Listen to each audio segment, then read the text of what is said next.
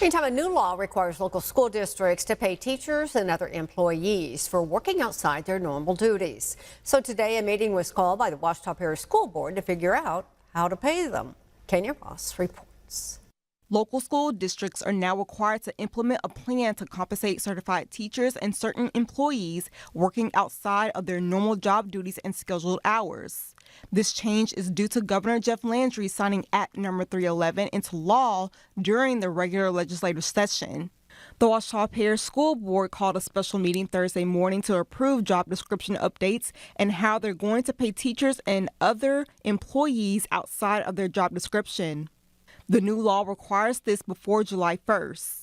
The Personnel Department presented a summary of the updated job descriptions. To include additional events, any sporting event, dual enrollment, parent orientation, fundraising events, dances and proms, proposed principals and assistant principals, including school-based administrative assistants, emphasizing leadership, school management, and community relations.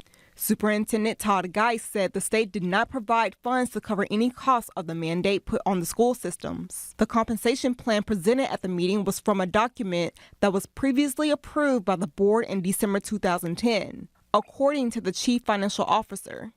To comply with the law and to relieve any burden that this would have put on payroll to try to calculate an individual's net, we're recommending that the pay be brought up to $40 an hour so that everyone's net will be safely above the $30 requirement.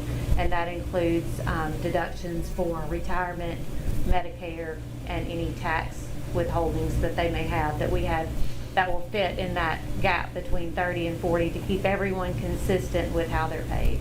Lincoln Parish Schools held their special call session Thursday to discuss employee job descriptions and pay rates.